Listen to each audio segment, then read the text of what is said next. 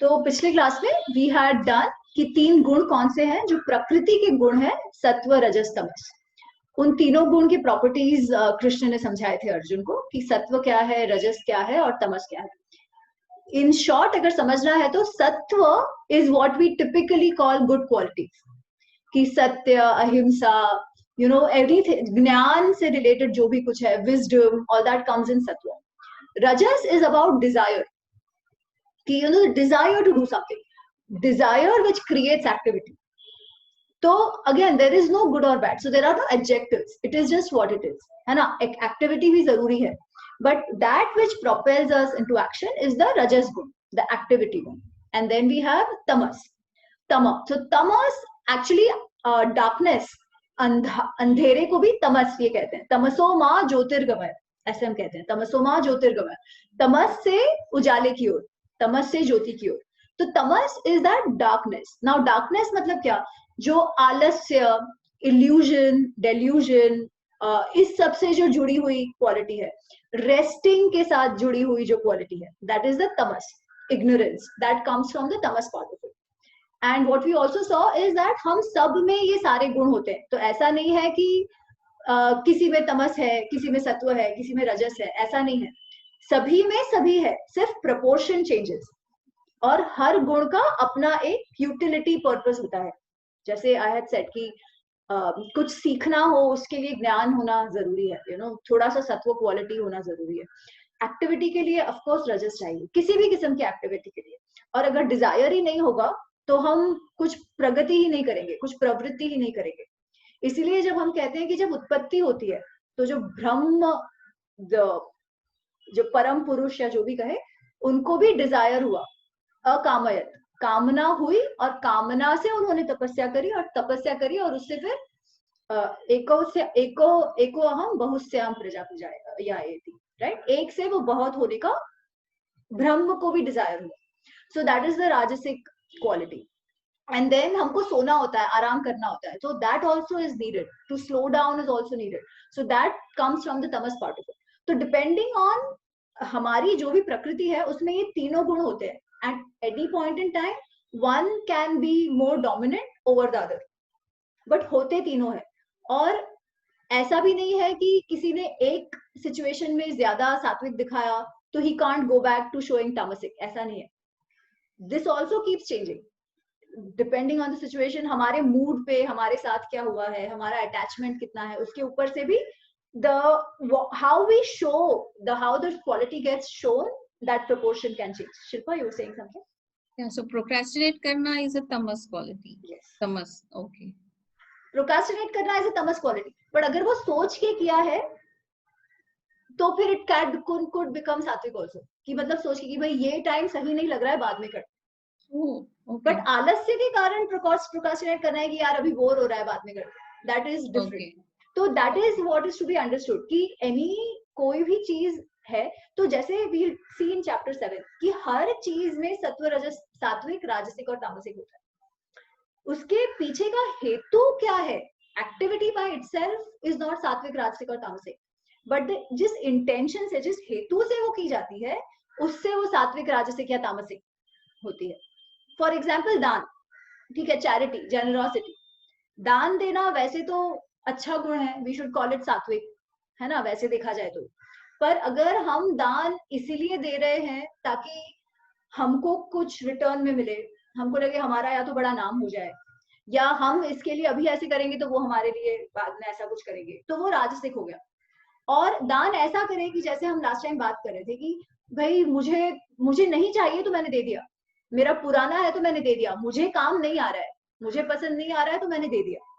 This is a very तामसिक, ये कि देने के लिए दिया है। सो जैसे not related but I just, मुझे याद आ रहा है तो आई से अपने जो उपनिषद है, so we say we have about 108 Upanishad, जिसमें से 18 are the prominent ones, and 18 are prominent why?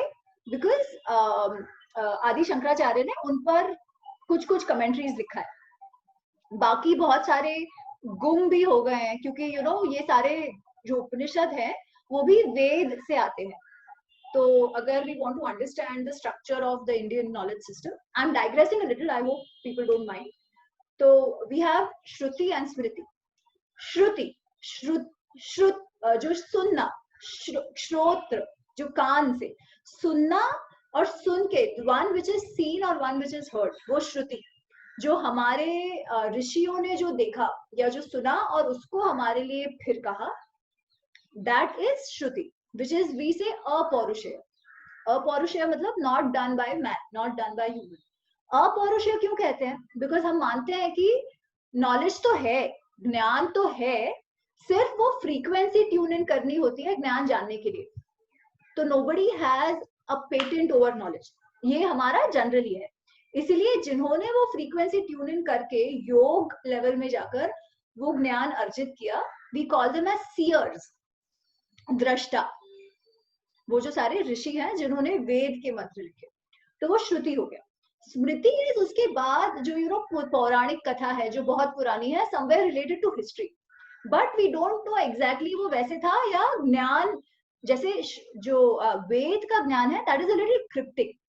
वही ज्ञान लोगों के तक कैसे पहुंचा है? स्टोरीज से, कुछ या तो इमेजिनरी स्टोरी से या तो रियल स्टोरी से.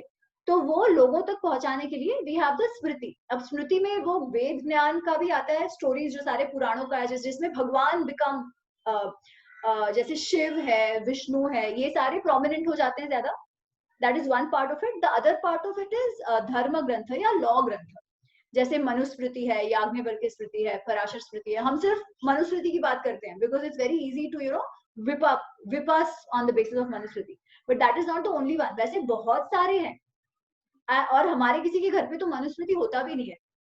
The other thing is Manusmriti में बहुत कुछ अच्छा भी है, but without getting into that discussion right now, वो हम अगले फ्राइडे करेंगे पैट्रियार्की वाले टॉपिक पर.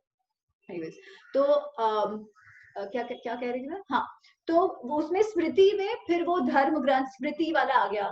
फिर इतिहास, इति आसीत, जो पहले था, विच इज प्योर इतिहास, जो पुराणों से लेट है, later time with a lot more conviction कि हाँ ऐसा था. जो लोगों के बारे में, कि हमारे पूर्वजों के बारे में, which is itihas, which is Mahabharata and Ramayana. इन दोनों को हम इतिहास कहते हैं. उसके अलावा फिर ये वेदांग का भी पार्ट है जिसमें आयुर्वेद वगैरह वगैरह भी आता है. आयुर्वेद है, गंधर्व विद्या है, धनुर्विद्या है, सिंगिंग, नाट्य शास्त्र, ये सब उसमें आता है. अब sometimes because whatever they also have a linkage to Veda, तो कभी कभी उसे श्रुति का पार्ट भी कहते हैं, कभी कभी स्मृति का भी पार्ट कहते हैं. You will see it in different places, but the thing is these are applicative knowledge, कि उसे अप्लाई कैसे करें, तो they are also part of smriti. So that's one side. Then अब going back to shruti, we saw we have 4 Veda, और 4 वेद पहले तो एक थे, वेद व्यास जी ने उनका डिविजन किया, इसीलिए उसको व्यस डिवाइड करना, उसे व्यस कहते हैं. तो then depending on different things, on different criteria, he divided. I think I spoken about it once. तो वो डिवाइड किया और उससे हमको 4 वेद मिले. वो 4 वेद के 3 बट ओवरऑल 2 पार्ट्स है, कर्म कांड और ज्ञान कांड. कर्म कांड हैज एवरीथिंग अबाउट रिचुअल्स, कि भगवान को कैसे इवोक करे, यज्ञ कैसे करे, पूजा की विधि क्या होनी चाहिए, क्या श्लोक बोलने चाहिए जिससे वो इन्वोक हो. फिर अथर्ववेद में तो और भी है कि बच्चा चाहिए तो क्या करना चाहिए, बीमार पड़ गए तो क्या करना चाहिए, बहुत पैसे चाहिए तो क्या करना चाहिए. तो उस किस्म का भी है. नाउ दिस पार्ट कर्म कांड is what would fall a little bit into the rajasic side of it, because इसमें कैसा है कि we act and we expect a fall out of it. Of course it is prescribed by scripture, so there is nothing right or wrong. संसार चलने के लिए हमको resource तो चाहिए ना, we need wealth resources के बिना तो कुछ नहीं होगा. We have to get it in the right way. So जो पहले का कर्म कांड का पार्ट जो है, उससे ये है कि जो भी मिलता है उसका ग्रेटिट्यूड, हम एक तो मांगते हैं किसी से, भगवान से मांग रहे हैं, बट वो मिलता कैसा है? मिलता तो इवेंचुअली अपने ही पुरुषार्थ से है. But to be humble and have that gratitude and be grateful to the deities around. Deities मतलब क्या? हम सारे नेचर, अग्नि देवता, वायु देवता, सूर्य देवता, इनको प्रसन्न करने के लिए, वरुण देवता बारिश के लिए, इन सब के लिए रिचुअल्स होते थे. तो it was more focused over the natural phenomena के डेटीज, उसके लिए ये सारे कर्मकांड ज्यादा होते थे. But that is one part of it, है ना। उसके बाद ऋषियों को लगने लगा कि यार ये क्या है, क्या यही संसार है, हम हैं कौन, क्या ये जो शरीर है वही हम है या उससे बियॉन्ड कुछ है, ओरिजिन कैसे हुआ वर्ल्ड का। जो हम जब मर जाते हैं तो शरीर तो रहता है, तो ऐसा क्या हो गया कि हम मर गए, what is that which once goes out, कि हम चले गए, खून है, सब कुछ है, तो ऐसा क्या बंद हो गया, ऐसा क्या निकल गया शरीर से कि हम नहीं रहे। उससे पूरा फिर ये अध्यात्म, स्पिरिचुअल नॉलेज, उसका डेवलपमेंट शुरू हुआ, which is the second part of Veda, which is the Jnana Kanda, जिसमें ये उपनिषद, तो सारे जो उपनिषद है वो इस पार्ट में पढ़ते हैं, they are still a part of the Veda, but then it becomes the inquiry becomes more profound, deeper into the nature of reality, कि सच क्या है जो चला गया, है ना। हम कहते हैं कि सच, व्हाट इज सत्य, सत्य हमेशा ही वैसा होना चाहिए, what is perennial only that can be सत्य, जो आज है और कल नहीं है वो सत्य नहीं हो सकता। तो anyway, so all these discussions happened और उससे उपनिषदिक लिटरेचर तैयार हुआ। गीता जो है, गीता पूरा सार है उपनिषद लिटरेचर का, कि जो सारा उसमें कर्म थ्योरी है वो सब जो अलग अलग उपनिषद में है, उन सबका सार गीता में है। Okay, now why did I start talking about this, because ये जो सात्विक राजसिक, आई मीन बहुत लंबा रूट लिया मैंने, बट आउट ऑफ द 108 उपनिषद, जो चारों वेद में, कुछ कुछ ऋग्वेद में है, कुछ कुछ अथर्व में है, कुछ कुछ साम में है, उस तरीके से, तो उसमें से एक उपनिषद जो है दैट इज कठा उपनिषद। तो कठा उपनिषद इज वेरी इंटरेस्टिंग। कठा उपनिषद में क्या है कि एक लड़का है नचिकेत, नचिकेत के पापा जो है वो ऋषि है, you know, he is a very good rishi, और वो एक यज्ञ करते हैं। अच्छा, जब यज्ञ करते हैं तो दान देना होता है, यज्ञ करना वाज नॉट सबके बस का। यज्ञ में जब राजा, जो हमने उस दिन राजा बलि की कहानी सुनी थी, है ना, कि यज्ञ में वो मांगते हैं कि मुझे धरती दे दो, तो धरती भी दे देनी पड़ती है, मतलब what ever anybody asks you give, बहुत उसमें रिसोर्स, पैसा, ये सब लगता है। जैसे इवन जब राम जी या युधिष्ठिर और इन लोगों ने जब यज्ञ करे थे, बड़े बड़े यज्ञ, तब उसमें बहुत दान दक्षिणा होती है, इसीलिए वो यज्ञ करने के पहले हमारा एलिजिबिलिटी होना चाहिए। एलिजिबिलिटी कैसे होता है कि हमने बाकी राजाओं को हराकर कलेक्ट किए टैक्सेस, और वो टैक्सेस कलेक्ट किए तो नाउ वी हैव रिसोर्सेज कि हम दान दे सके, और दान भी किसे देते हैं, वापस हम हमारे सिटीजन्स को, ऋषियों को, इन सबको देते हैं। So you take it and you give it back. Okay, ये इसका फंडा था। तो वो जो नचिकेता के पापा है, वो ये यज्ञ कर रहे होते, और ये यज्ञ करने में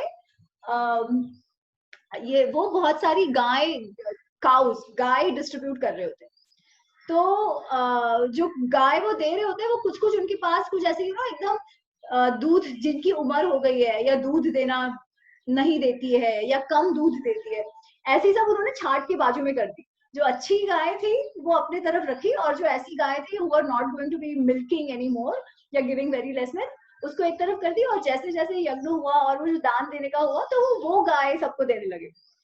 तो नचिकेत बोलता है कि अरे पापा, आप ये क्यों दे रहे हो हमको, आप तो हमें सिखाते हो कि जो अपना अच्छा है वो देना चाहिए दान। तो उसके पापा बोलते हैं, तुम मेरा दिमाग मत खा, मैं जो कर रहा हूँ मुझे मालूम, ठीक है। वापस ऐसे होता है, तो वापस वो किसी को ऐसी दुधारू गाय जो नहीं है वो दे देते हैं। तो वापस ये लड़का पूछता है कि नहीं नहीं, तुम मुझे बताओ ऐसे क्यों कर रहे हो, नहीं नहीं तुम मुझे बताओ ऐसे क्यों कर रहे हो, तो आपको तो जो आपके लिए अच्छा है वो दे देना चाहिए। तो उसके पापा बहुत गुस्सा हो जाते हैं कि क्या पका रहा है ये लड़का, मेरे को काम नहीं करने दे रहा है। तो बोलते हैं कि हाँ ठीक है, तू मुझे पसंद है ना, तुझको ही मैं यम को दे दूंगा। This is what the father says गुस्से में, कि तुझको ही मैं यम को दे दूंगा, अभी नहीं तो तू चुप करके बैठ। बेसिकली सेज ना कि मर जा, इस तरीके से, in a better way. So now Nachiketa is like, oh पापा ने बोला है, पापा रियली लाइक्स मी, मैं उनका फेवरेट हूँ, फेवरेट चीज दान देनी चाहिए। पापा ने अभी कमिट कर दिया यम को कि मैं तो यम को दूंगा, तो अब तो मुझे जाना पड़ेगा, I have to go now to Yama, क्योंकि पापा ने कमिट कर दिया है। तो ये तो अपनी पोटली लेके चल देता है यम को ढूंढने, और यम को ढूंढने चला जाता है, और वो कहीं तो जाके पहुंचता है, वो किस पूछते जाता है, तो कोई कहता है कि अच्छा हाँ यम यहाँ पर है, तुम यहाँ जाओ। तो वो यम के घर के बाहर पहुंचता है, यम जो भगवान यमदूत जो है क्या, तो वहां जो उनके केयरटेकर होते हैं घर के, वो बोलते हैं कि अरे यम जी तो अभी बाहर गए हुए हैं, वही कि लोगों को लाने गए हुए हैं जिनकी मृत्यु हुई है, तेरी मृत्यु अभी नहीं है, तू चला जा। तो बोलता है नहीं नहीं, मेरी मृत्यु हो या ना हो, मुझे पापा ने बोला है, मुझे मुझे दान दे दिया है, तो मुझे दान दे दिया है, तो अब तो मुझे आना पड़ेगा, तो अब तो मैं उनको मिले बिना तो जा ही नहीं सकता, मुझे उनसे मिलना है। तो 3 दिन बाद यम आते हैं, और ये तब तक कुछ खाता पीता नहीं है, कुछ नहीं। एंड देन व्हाटएवर, तो उसके बाद उन दोनों के बीच जो संवाद होता है बिटवीन डेथ एंड नचिकेत, वो कठोपनिषद में।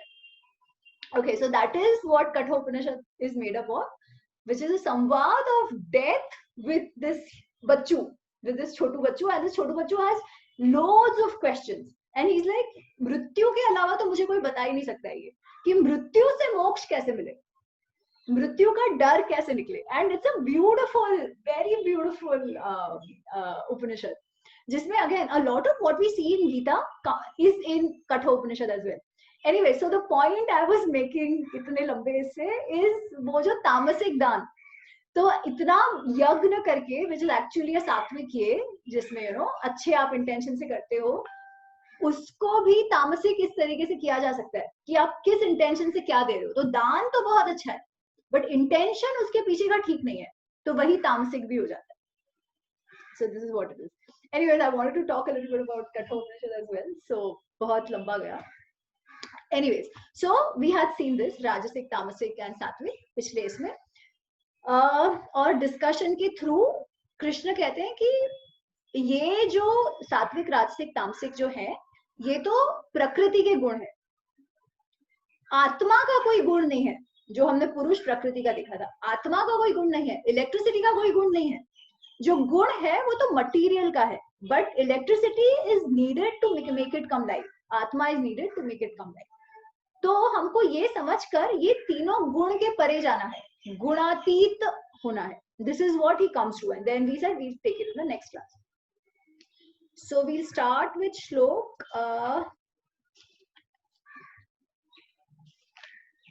कौन सा वाला था? अम्मी जी, ये लास्ट वाला जो आपने बोला वो नहीं समझ आया कि हमें किसके उसके जाना है, कहाँ जाना है? हाँ, वही मैं बता रही हूँ। तो वो हम श्लोक पढ़ते हैं, then I will come back to it. Okay, वो पार्ट रह गया एनीवेज, उस पार्ट पे डिस्कस करना रह गया। ओके। सो देन 19th 20 ये दो साथ में पढ़ूंगी, ठीक है। ना अन्यम गुणेभ्यः कर्तारम यदा दृष्टानुपश्यति, गुणेभ्यश्च परम वेत्ति मद्भाव सो अधिगच्छति। गुणान एतान अतित्य त्रीन देहि देह समुद्भवान, जन्म मृत्यु जरा दुःखैः विमुक्तो अमृतम अश्नुते। तो कृष्ण कह रहे हैं, पहले तक तो उन्होंने ये समझाया सत्व, राजसिक, तामसिक का गुण समझाया। देन ही सेज ना अन्य गुणेभ्यः कर्तारम यदा दृष्टानुपश्यति, गुणों के अलावा, बियॉन्ड द सात्विक, राजसिक, तामसिक, इनके बियॉन्ड कोई और कर्ता नहीं है। ये जब समझ में आ जाता है तभी वो मेरे पास आ सकता है। दिस इज व्हाट ही से। बेसिकली कोई भी काम, हमारा कोई भी अप्रोच या attitude towards things is decided by our RGB, the spectrum of sattva, rajas, Tamas that we have, ठीक है। अगर कोई अज्ञानी है, जो है, दिख रहा है कि ये सही तरीका है, बट फिर भी उसे नहीं समझ आ रहा है, दिख रहा है कि मेरे लिए अच्छा नहीं है, फिर भी मैं वो कर रही, दिख रहा है कि मुझे एक्स्ट्रा कार नहीं चाहिए, स्टिल मैं लोभ में आके मुझे और एक कार चाहिए क्योंकि मेरे बाजू वाले के पास, ठीक है। तो इन सिचुएशंस में इट्स वेरी क्लियर कि if I see a third person, ठीक है, मेरे को तो चलो शायद मैं ना देख पाऊं, if I see a third person and if I have to see वो कैसा बिहेव कर रहा है, then I can very clearly say कि वो जो बिहेव कर रहा है वो उसके तमस और रजस के कारण कर, ठीक है। तो it is the Tamas and रजस इन दैट पर्सन। उसकी आत्मा और मेरी आत्मा तो एक जैसी है, या दो लोगों की आत्मा तो एक जैसी है। एक बंदा अच्छा कुछ काम कर रहा है, एक बंदा बुरा कर रहा है, वो दोनों अलग अलग क्यों कर रहे हैं? That is driven by the spectrum of guna that they have basically. तो the same thing applies on us as well, that we have an inclination towards doing certain things which is because of the guna composition within us. Okay, now when a person understands कि मैं जो कर रहा हूं या कोई भी जो कर रहा है वो एक्चुअली उसके गुणों के कारण कर रहा है, बाकी आत्मा तो एक है, then that person really starts seeing. Now you know, if you think of it, इसका मतलब क्या? Does it mean कि अच्छा उसका मतलब nobody is responsible for anything, वो तो उसके गुण कर रहे हैं. एक तरीके से ये हो सकता है कि भाई अगर किसी ने क्राइम भी किया है तो वो तो उसका तामसिकपना है, आत्मा ने तो कुछ नहीं किया, so he is not at fault. एक बात वो. दूसरा, बुरा तो चलो we can understand, but अच्छे का भी हम कैसे ये कर सकते हैं? अगर उसका मतलब कोई अच्छा कर रहा है, उसमें भी we will say we are disregarding. कि if we just disregarded saying that नहीं वो तो उसका सत्व गुण है, बाकी कुछ नहीं. तामसिक के लिए अगर हम करें तो एक बात समझ भी सकते हैं कि नहीं वो तो अच्छा है बट तामसिकपना दिख रहा है. बट सात्विक में भी he is saying disregard it. So what is Krishna saying is that understand कि people are behaving per their gunas and you become गुण अतीत. नेक्स्ट जो है वो जो ये कह रहे हैं कि गुणान एतेन अतित्य त्रिन देही देही समुद्भवान.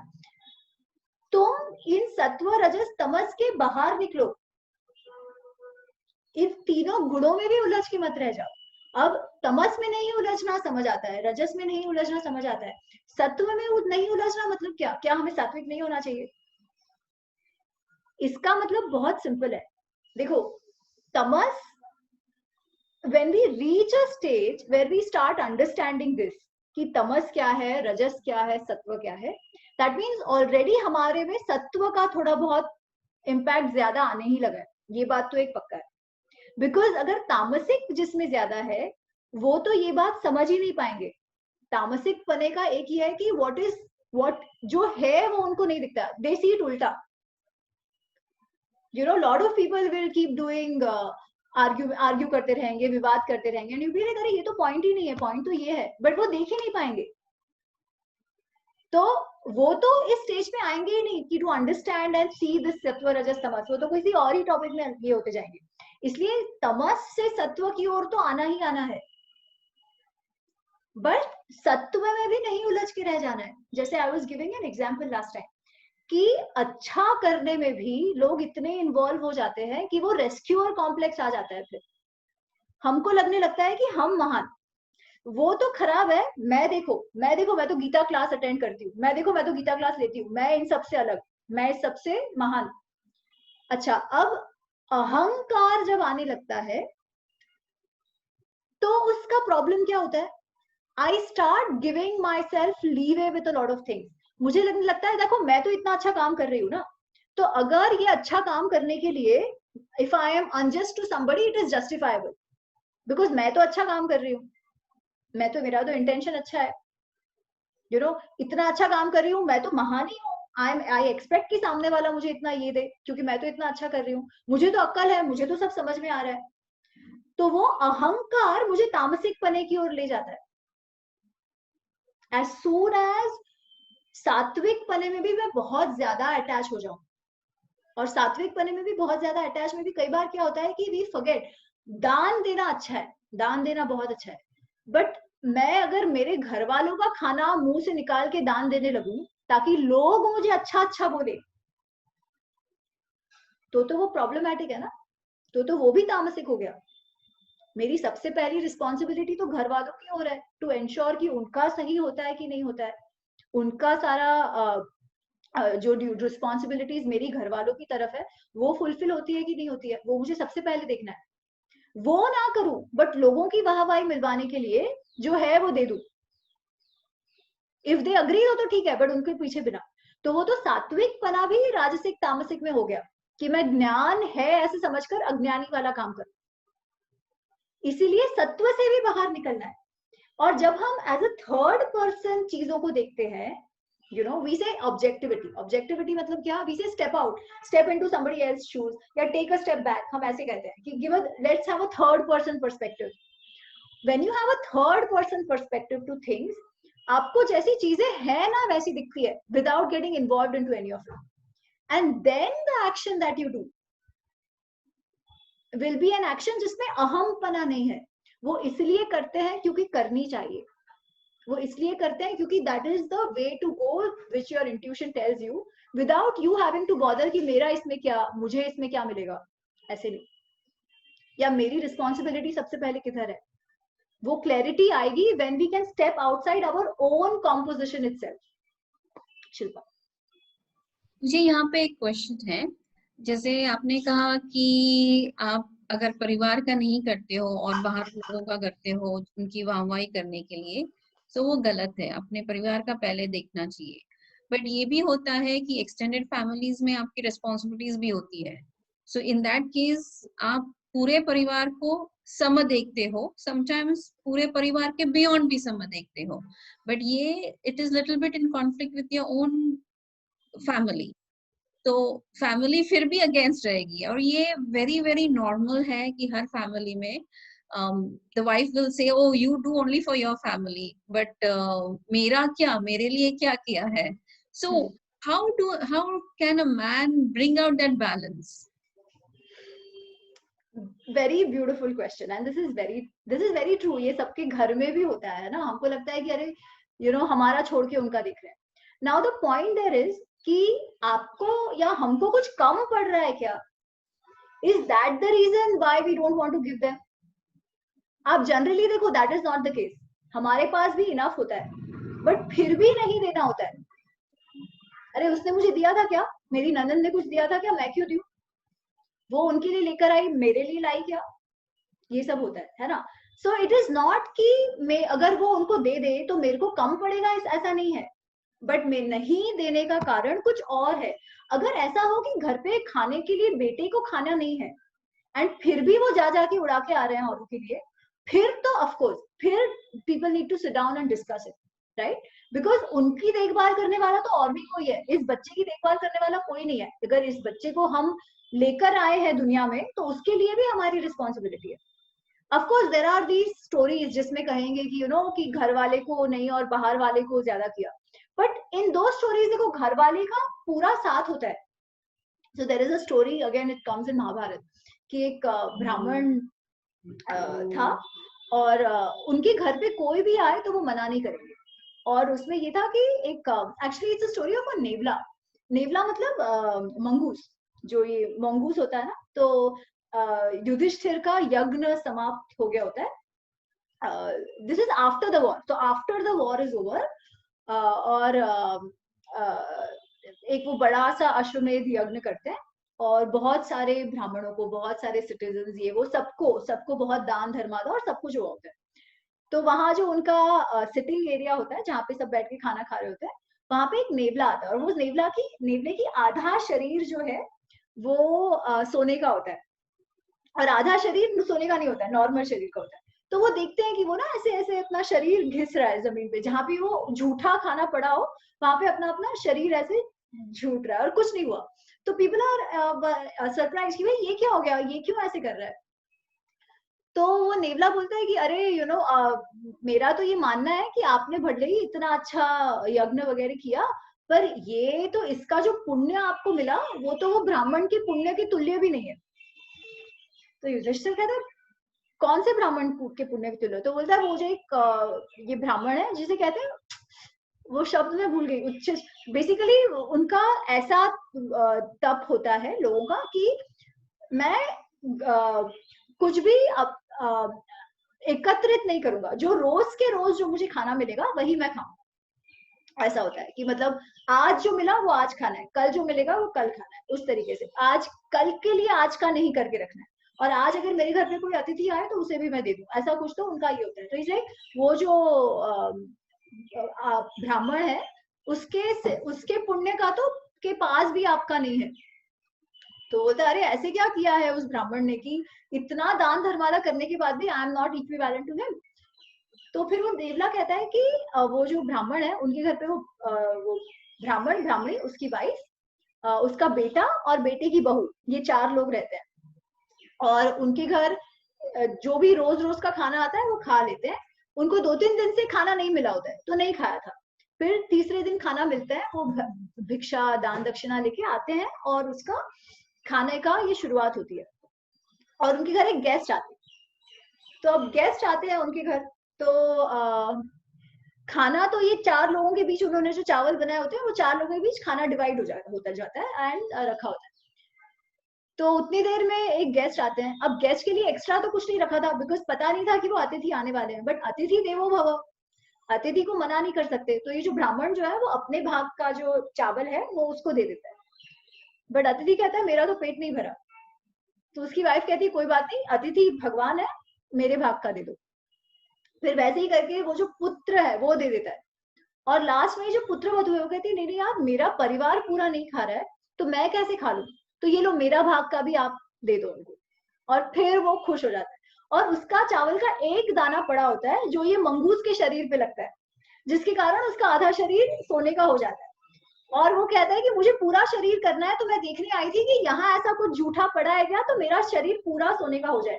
बट उसके जैसा आपका काम नहीं है. उनका पुण्य और भी है कि जिसके पास लिमिटेड ये था उसके बावजूद त्याग किया. Now this is in contrast to what I was saying, घर के घर पे नहीं है और बाहर वालों को दे रहे हैं. But the difference is this, वो ब्राह्मण ने खुद के हिस्से का दिया. He did not offer to give किसी और के हिस्से का. ही हैड गिवन अपना अपना हिस्सा सबको, एंड देन एवरीबॉडी सेड कि नहीं आप दे दो. सो दैट इज डिफरेंट, है ना. तो दैट इज अ डिफरेंट ये.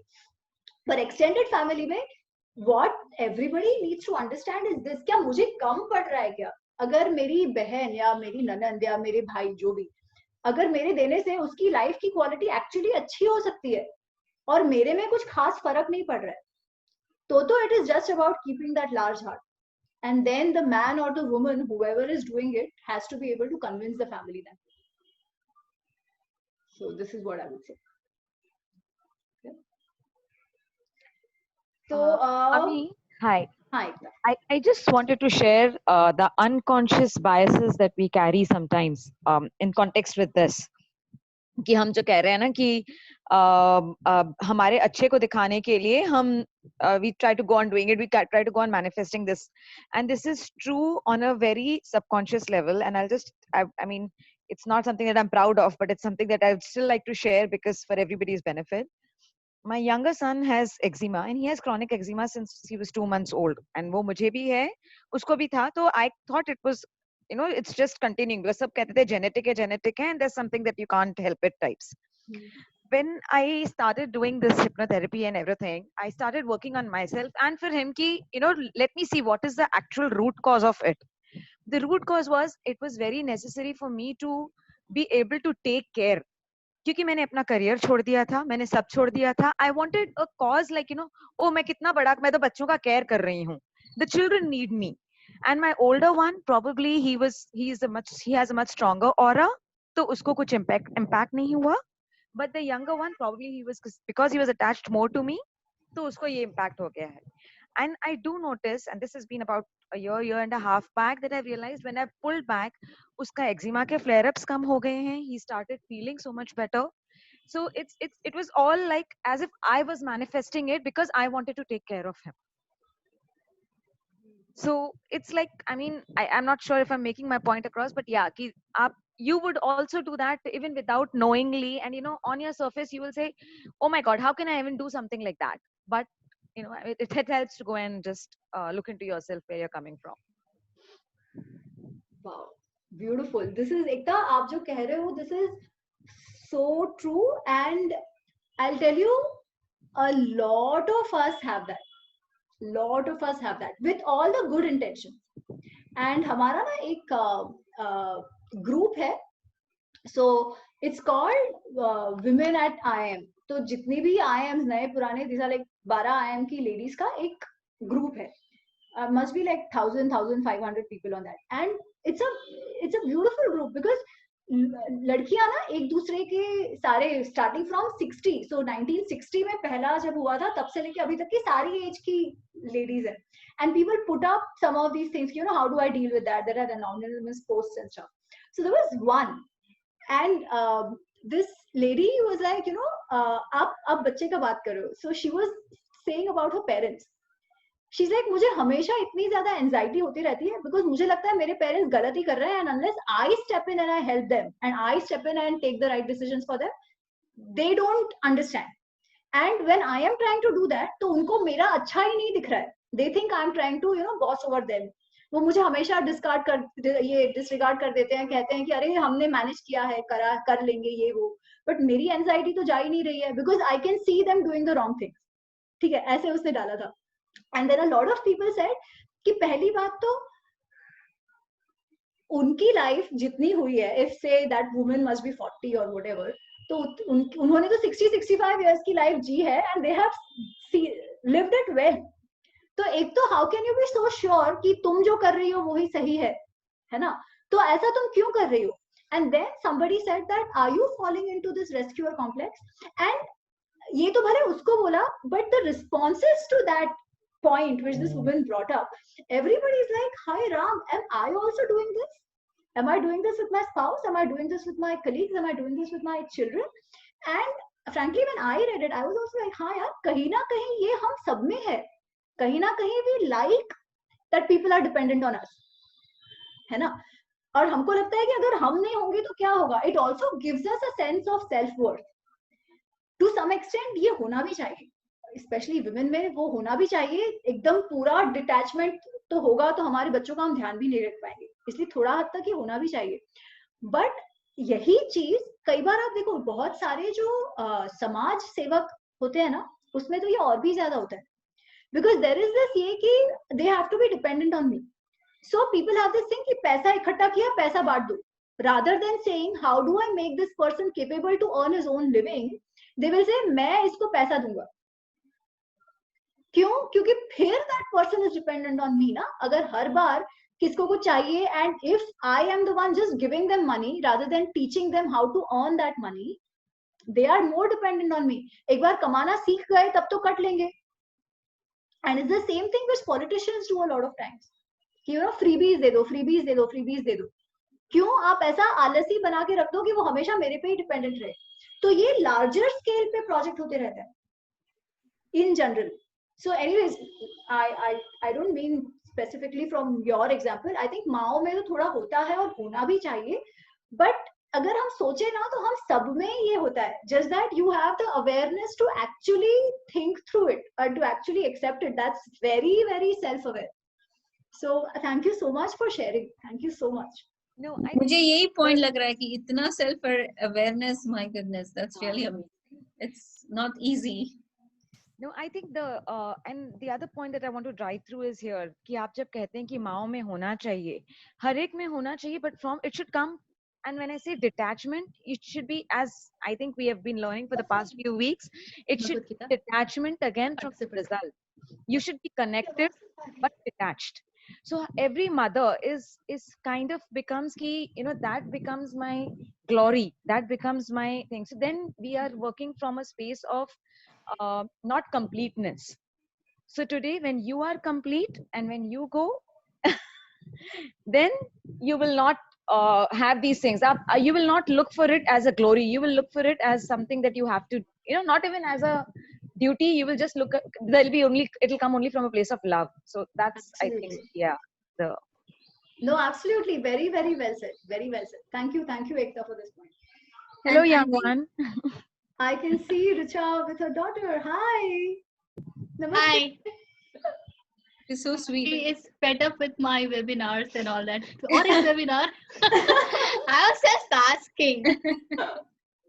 What's your name? नाम क्या आपका? अवनी। अवनी, अरे वाह, अवनी का अर्थ जानते हो? हाँ। क्या? अर्थ।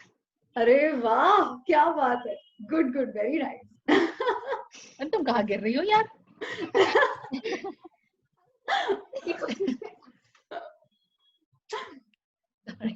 यार कितना अच्छा लगता है ये बच्चों को देख के, especially when they come in.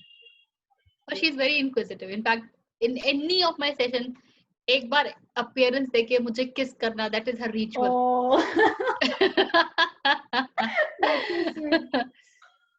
And I understand, if you move into spirituality, you automatically become good parent. Good parenting is nothing but spiritual parenting. और कुछ नहीं होता है. Beautiful, very very true. Because वही है ना, वो self awareness आ जाती है कि हम क्यों कुछ कर रहे हैं और सामने वाले को ज्यादा ढंग से समझ पाते हैं. Though I can't say much about parenting. In fact, I was just listening to what Ekta shared. That is such a powerful example कि हम अपने बच्चे में और हम दूसरों में diseases manifest करवा देते हैं क्योंकि we think we are so important in their life, and through that we prove, see, without us they can't take care.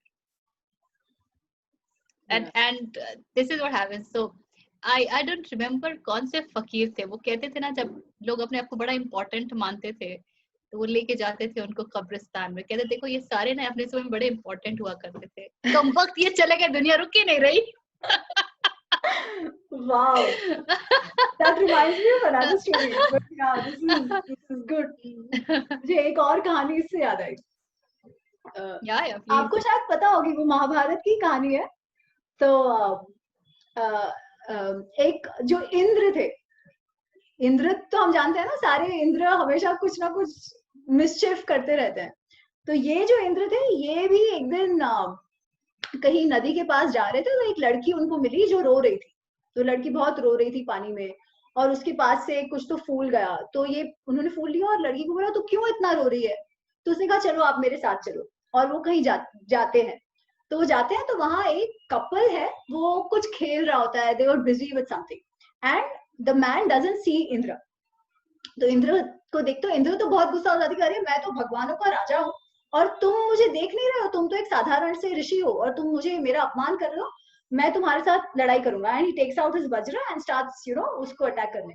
But ये जो है, ये ऋषि, ये तो और गुस्सा हो जाते हैं और बहुत बड़ी फाइट होती है और वो हरा देते हैं इंद्र. तो इंद्र बोलते हैं अरे ये कौन है जो जिन्होंने मुझे हरा दिया. तो बोलते हैं अब तुम्हारा पनिशमेंट ये है कि तुम उस गुफा में जाके बंद करके रहोगे. तो बोलते अरे आप ऐसे मत करो यार, गुफा में मैं चला जाऊंगा तो दुनिया का क्या होगा. I am the care taker of the दुनिया, मैं तो देवों का देव हूँ. अब आप मुझे इस तरीके से नहीं कर सकते. आप कुछ तो ऑफकोर्स महान आत्मा हो जो मुझे हरा पाए, क्योंकि मुझे तो कोई हरा नहीं सकता. तो वो बोलते हैं कि तुझे जो लग रहा है ना कि तेरे बिना दुनिया नहीं चलेगी, मैं तुमको बताता हूँ. And he takes him to that गुफा.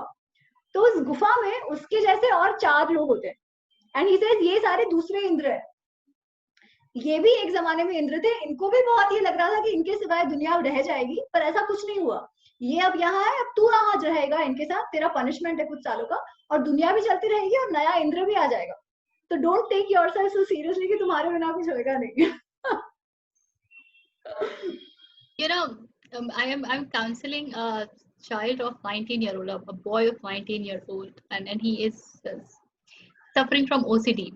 और कल रात में मेरी बात चल रही थी till 12 at night, and he is telling me constantly that I want to keep others happy, और मुझे लगता है मेरे जो thoughts आएंगे वो दूसरों को impact करेंगे वगैरह वगैरह. So much I do not know where has he got all this ego from कि मैं ही तो हूँ सबको खुश रखने के लिए responsible, मैं जो करूँगा वो दूसरों की जिंदगी में दुख लेकर के आएगा. And in the process of discussion I told him that we all are on our journey. So and he came to death, and he was very very holding himself even from saying death के बारे में कि बोलूंगा भी तो कैसे, God forbid चल रहा था. So I very openly acknowledged. I said, yeah, death is a beautiful process when you come to know about it. So he wanted to actually tell me that my daughter is there, and if she So I said, you see, I have my journey, she has her journey. In case she decides to move on, she dies, I have to understand it was a part of her journey and she has chosen to move on. I can't interfere into that. And he was like, oh my God, this is such a powerful thing. क्योंकि उसको आज तक उसने कभी deal ही नहीं किया कि भाई एक माँ अपने बच्चे के लिए ऐसे कैसे बोल सकती है. This is such a big taboo. This is such a big taboo. I said, and अगर मुझे कुछ हो जाता है, if I die, I have to realize कि मैं शायद उसके ग्रोथ में अड़ंगा थी, इसलिए मेरा मूव ऑन करना जरूरी है. तो लेट मी मूव ऑन. अगर मुझे लगता है कि मैं ही उसको पाल के पोस्ट करके किसी तरीके से एक अच्छा बना सकती हूँ, तो who knows कि मैं एक्चुअली उसको क्रिपल कर बना रही हूँ. I'm crippling the child. How do you know this? अभी कैसे डिसाइड कर लोगे कि आज से 10 साल बाद क्या हो जाएगा? And he was hit so hard. He was hit so hard because of this. This all in thinking mode कि उनकी भी अपनी जर्नी है and I am interfering in that. So you got to approach things from so many angles at times. And then ego is an amazing thing. Amazing thing. It deludes us, right? मतलब हमको ऐसे लगने लगता है कि भाई हमारे बिना तो क्या ही, हम नहीं रहे तो क्या हो जाएगा. बट भैया ना वो युधिष्ठिर को यक्ष पूछते हैं कि सबसे आश्चर्य की बात क्या है, एंड युधिष्ठिर सेज कि रोज करोड़ों में लोग मरते हैं, फिर भी जो बच जाते हैं उनको लगता है कि भाई हम तो हमेशा जिएंगे या हम तो हमेशा जीने वाले हैं। तो wow, this is a good discussion, thank you.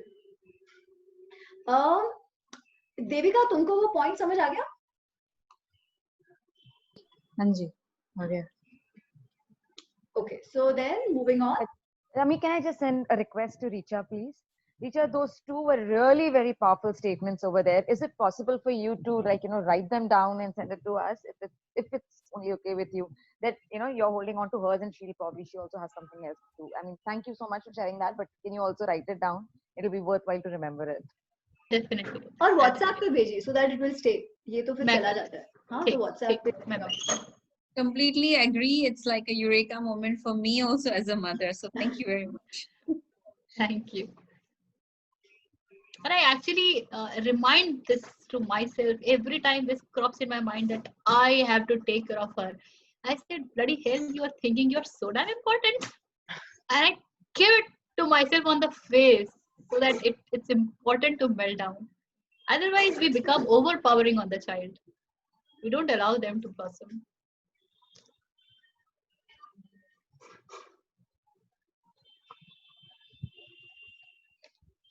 Okay, करें अगला आज।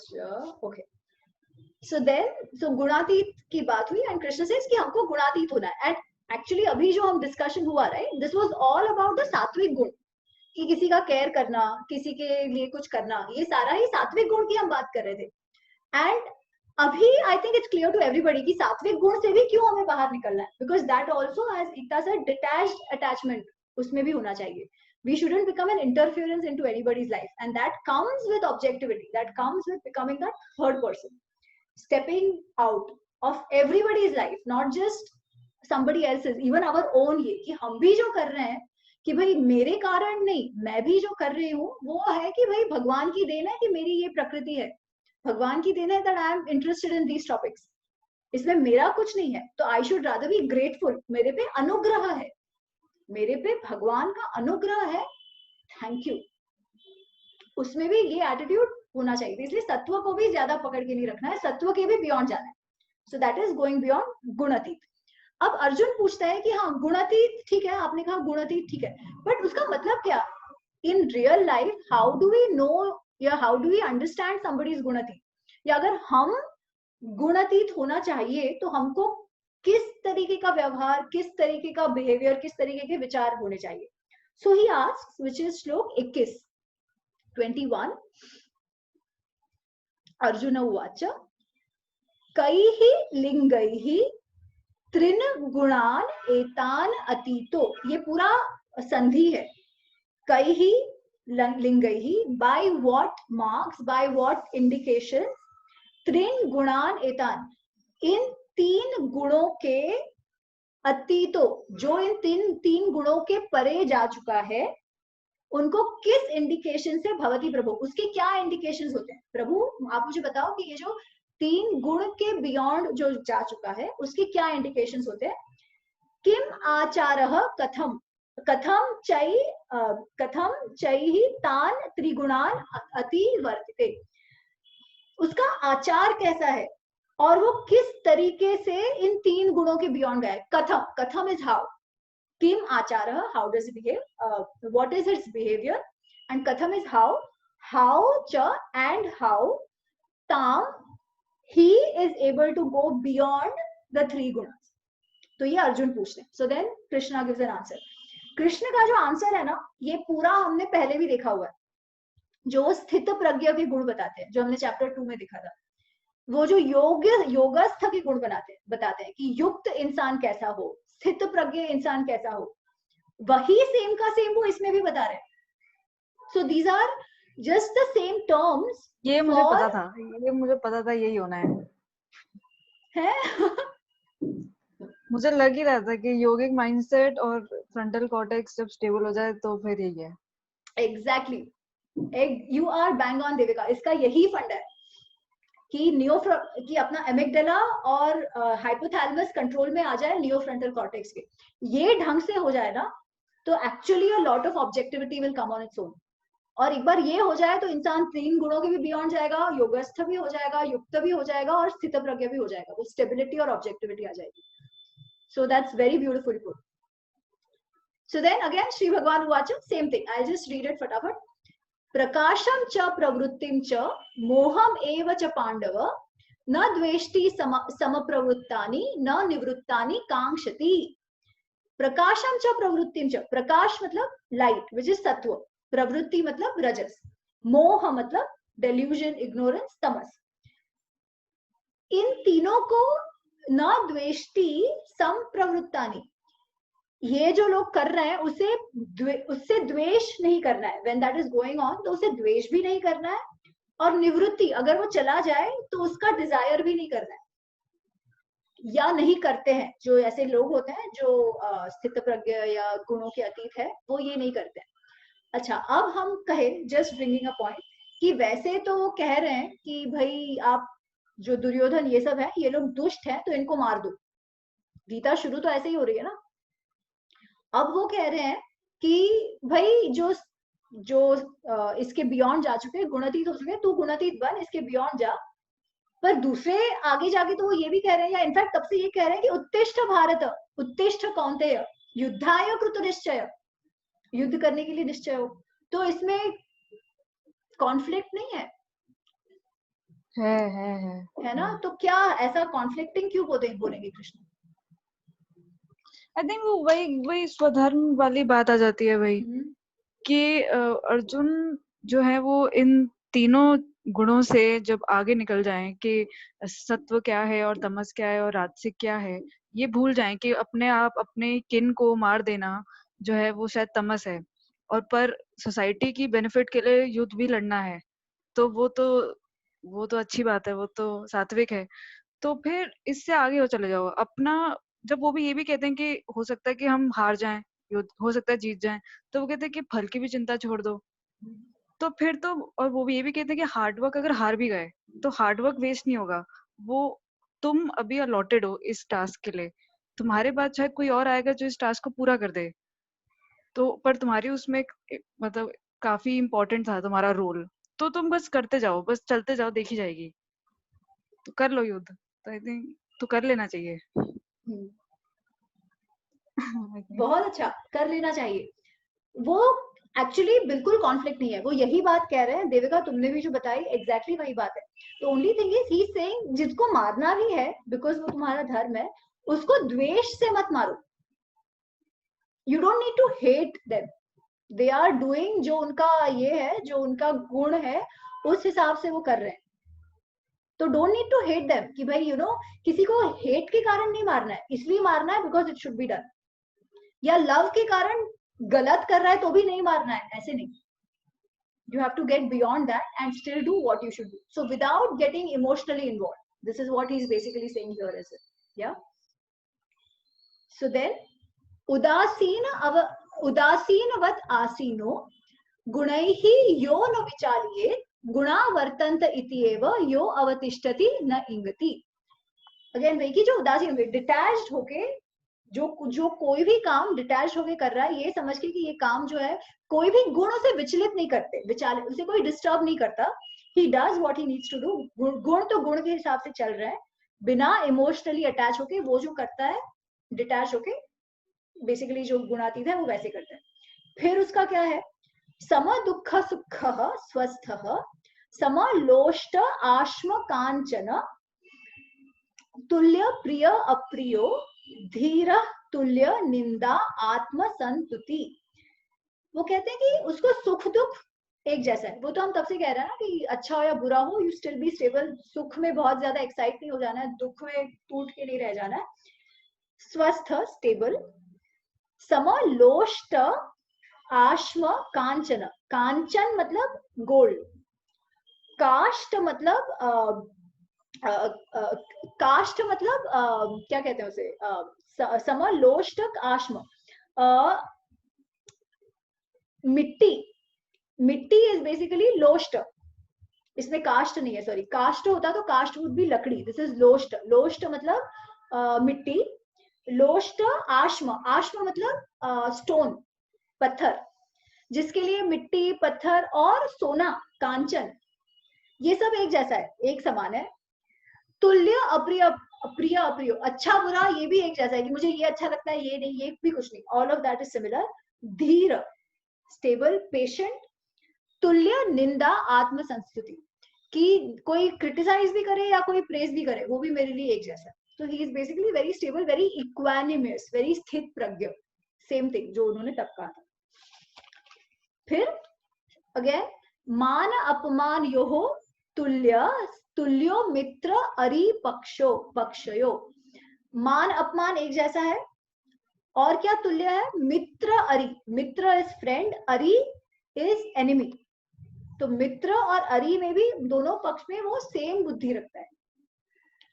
सर्व आरंभ परित्यागी गुणातीत सह उच्यते, उच्यते मतलब बोलना, इसको गुणातीत बोलते हैं, किसे, जो अब तक हमने डिस्कस किया वो, और उसके अलावा जिसको मान अपमान भी एक जैसा है, मित्र एनिमी भी एक जैसा है, और कोई काम मैं कर रहा हूं, सर्व आरंभ परित्यागी, उसका मतलब आरंभ नहीं करना ये से नहीं, सर्व आरंभ परित्यागी मतलब आरंभ का त्याग, बट आरंभ का त्याग मतलब काम का त्याग नहीं, काम में मैं कर रहा हूं वो अहम का त्याग, ओके, सो ये है, उसको गुणातीत बोलते हैं। फिर ही से माम च यो अव्याभिचारेण भक्ति योगेन सेवते, आप लोग अगर पढ़ रहे हो ना तो उसमें एक ऐसा होगा, यो फिर एक सिंबल है और व्याभिचारेण ऐसा है, वो जो सिंबल है ना दैट इज बेसिकली अ का सब्स्टिट्यूशन, तो यो एक्चुअली वो है यह प्लस अव्याभिचारेण, पर वो संधि हो गया है, but to know that it is a, because अगर वो अ नहीं होगा, अव्याभिचारेण नहीं होगा और व्याभिचारेण होगा तो उसका मतलब ही उल्टा हो जाएगा, ठीक है, तो इट इज अव्याभिचारेण भक्ति योगेन सेवते सा गुणान सम्मतित्यौ तान ब्रह्म भूयाय कल्पते, और जो पूरी तरह भक्ति में श्रद्धा से, अव्याभिचार से मतलब विदाउट एनी इनफिडिलिटी, जो कंप्लीटली मुझ पर भाव रख के जो प्रार्थना करता है, वो उसे ब्रह्म ज्ञान हो सकता है, उसे ब्रह्म की प्राप्ति हो सकती है। फिर वो कहते हैं ब्रह्मणो ही प्रतिष्ठा अहम अमृतस्य अव्ययस्य च शाश्वतस्य च धर्मस्य सुखस्य एकांतिकस्य च, वो कह रहे हैं ब्रह्म, ब्रह्म, शांति, अमृत, the unchangeable Brahma, Shanti, Amrit, immortality, शाश्वत, पेरिनियलिटी, उस सब की प्रतिष्ठा, उस सब का जो बेस हूं वो मैं हूं, उस सब का जो रेफ्यूज हूं वो मैं, and that's very tense. So basically इसे, ये जो गुणातीत है वो इन सब के परे जाकर केवल मुझ में मन लगाता है। मुझ में मतलब क्या, नॉट द मैन कृष्ण, मुझ में मतलब the Brahma, the divine tattva, the universal tattva, the Brahma tattva, the Purushottam, उसमें मन लगाता है। So with this we finish 14वां चैप्टर। ओम तत्सदिति श्रीमद् भगवद गीतासु उपनिषत्सु ब्रह्म विद्यायां योग शास्त्रे श्री कृष्ण अर्जुन संवादे गुणत्रय विभाग योगो नाम चतुर्थो अध्यायः। क्या करें, it's 5:10, we can start with the next one.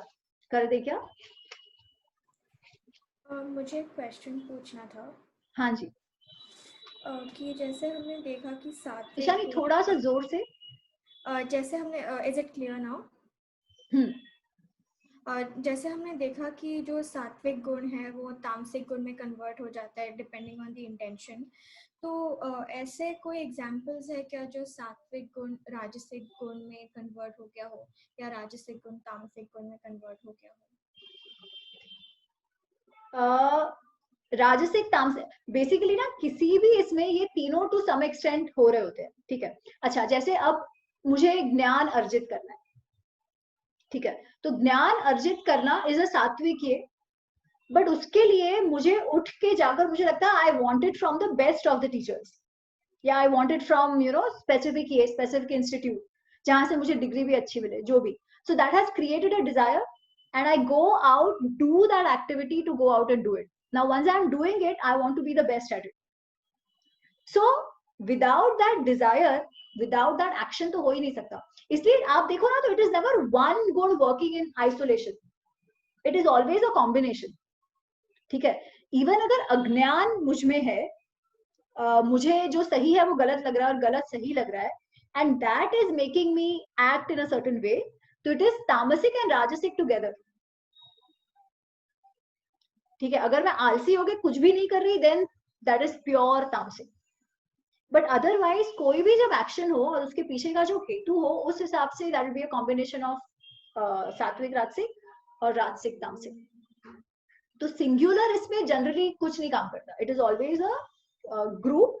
और एक्चुअली राजसिक को कंप्लीटली अलग कब कहते हैं? When an action is driven bye क्रोध.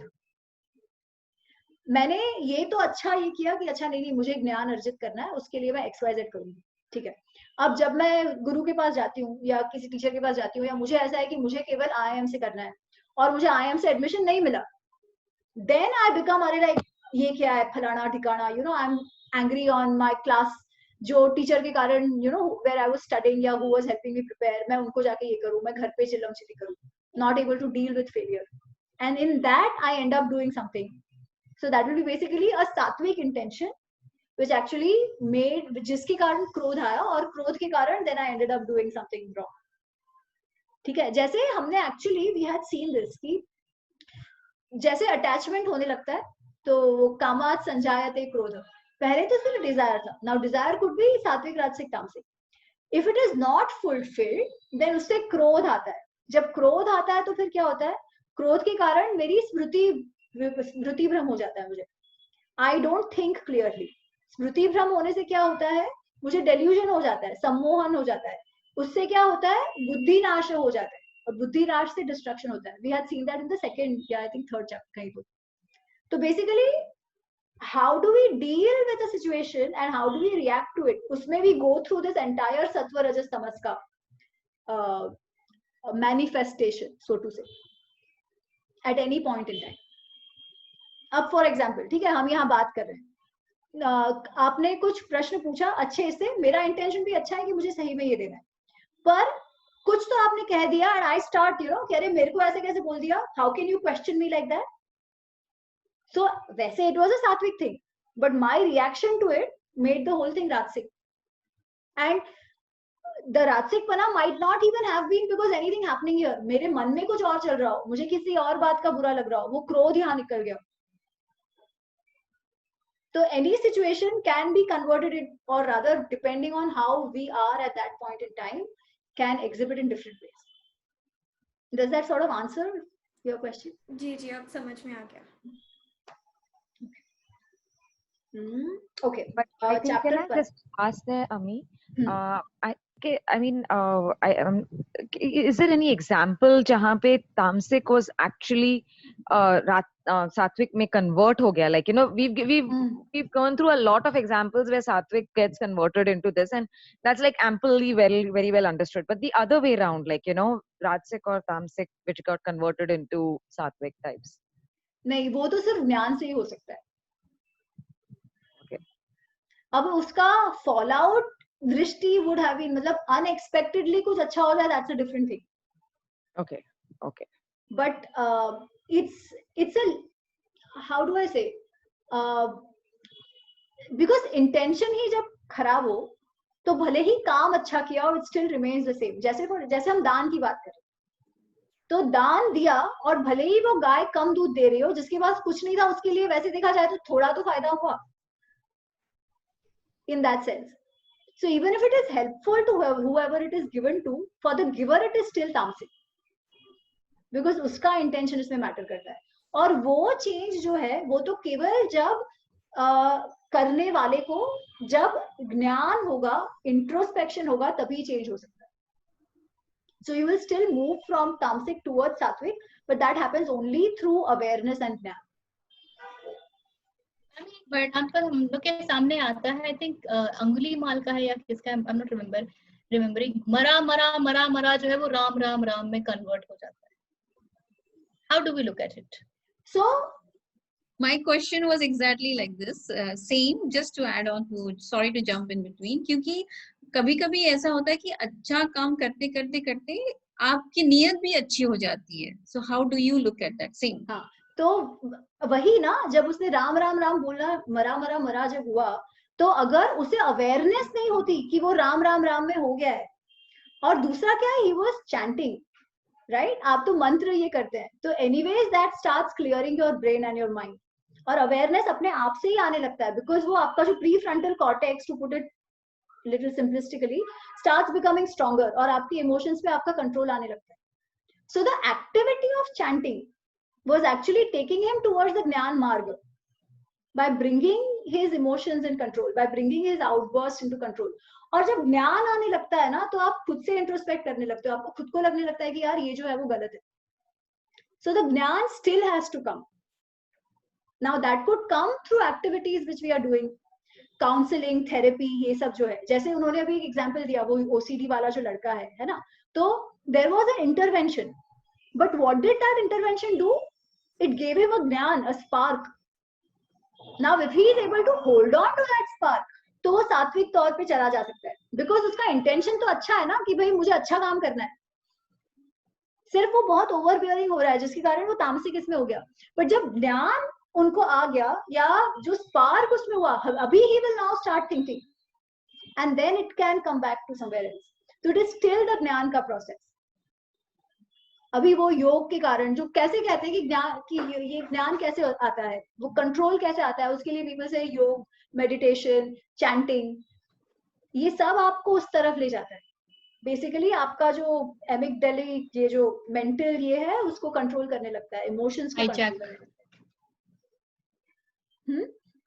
Amygdala hijack. हाँ, एग्जैक्टली.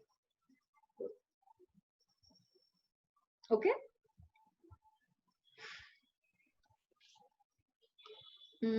ओके, तो चैप्टर 15, अभी chapter 15 goes a little bit into understanding, or rather it goes a level higher into अध्यात्म, कि संसार क्या है. ऑफ कोर्स उन्होंने बिट्स एंड पीसेस में तो बात किया ही है इस चीज का, बट इसको ये एक और एनालॉजी देके बात कर रहे हैं. ठीक है, अब वो एनालॉजी किसका दे रहे हैं? वो एक अश्वत्थ के वृक्ष का दे रहे हैं. अश्वत्थ मतलब पीपल का पेड़. एवरीबडी नोस पीपल का पेड़ है ना, पीपल का पेड़. और पीपल, और ये कौन सा होता है, वो वट वृक्ष और पीपल, इनका रूट्स नीचे जाता है ना, वो लंबा लंबा, वो कौन सा क्या बरगद का पेड़, बरगद का, हाँ, वो उसका रूट्स नीचे जाते हैं. ठीक है, तो वो एग्जाम्पल दे रहे हैं कि एक बरगद का पेड़ है, पीपल का पेड़ है, उसके रूट्स जो है वो उसके जो ब्रांचेस है उससे निकलते हैं, फिर और नीचे जाते हैं, फिर वो नीचे चले जाते हैं, फिर और उलझ जाते हैं, फिर और उससे झाड़ ये बड़े होते हैं. तो अगर आप उसको एक संसार का एग्जाम्पल दो, कि जो भवसागर हमारा है वो एग्जाम्पल दो, तो हमारे जो कर्म है, जो हम गुण धर्म से करते हैं, व्हाटएवर सत्व रजस तमस हमारे में है, वो सब make us work in a certain way, they make us work in a certain way, they have results, और कर्म संस्कार होते जाते हैं, और जो पेड़ उगा है उसके रूट्स लंबे होते जाते हैं, वापस जमीन में जाते हैं, वापस संसार चक्र चलता रहता है. सो जो हमारा जो साइकिल है ना, कि कर्म, हमने कर्म किया, कर्म का फल भोगना है, कर्म का फल भोगने के लिए वापस जन्म लेना है, वापस जन्म लिया तो वापस कर्म किया, वापस कर्म किया तो कर्म का फल भोगना है.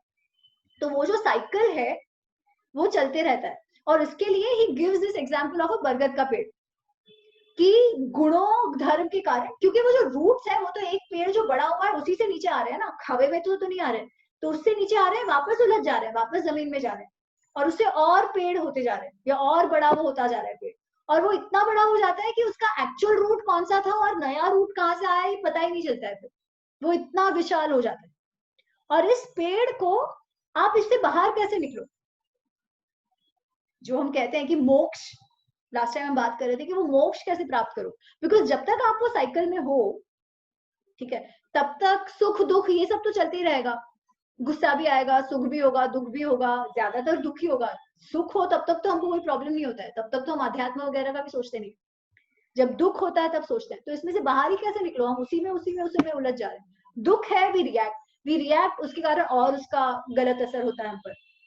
तो कृष्ण कहते हैं कि सिर्फ ज्ञान के परशु से, ज्ञान के एक्ट से आप पूरी तरीके से उसे रूट से ही निकाल फेंको। रूट से जब निकाल फेंकोगे तो ये गुण वगैरह बेसिकली आप गुणातीत हो जाओगे, वो उसको फीड ही नहीं करेगा। जब आपके गुणों से फीड नहीं करेंगे तो फिर वो जब छितवा, जब वो टूट जाएगा वृक्ष, तब जाके आप ब्रह्म में विलीन हो सकते हो। Now it could be in this one, मतलब बेसिकली हम या तो उसे साइकिल का ये ले, या to achieve a state of that stability, वो गुणातीत बना, स्थित प्रज्ञ बना, ये तो पर्सनल ये है ना कि हमें वैसा होना है, तो we can take it in that manner as well. So I'm just explaining this because वो श्लोक थोड़े से confusing है. So now we will go and read the श्लोक. Okay, but this is the overall कि पहले 3-4 श्लोकों का main gist ये है.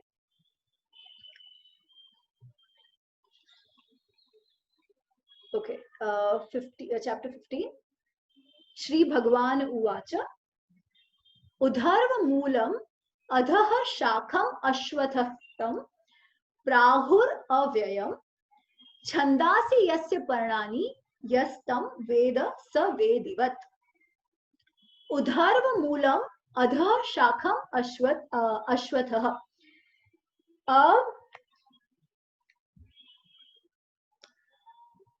छंदासि यस्य पर्णानि यह अस्य वेदम स वेदिवत। तो बेसिकली वो कह रहे हैं कि ये जो बरगद का पेड़ है, ठीक है, आगे जाके ही कंपेयर टू संसार, बट ये जो बरगद का पेड़ इस किस्म का है, संसार ये इस किस्म का है कि वैसे तो इसका ओरिजिन ब्रह्म से ही है ना, the roots are still in वो ब्रह्म।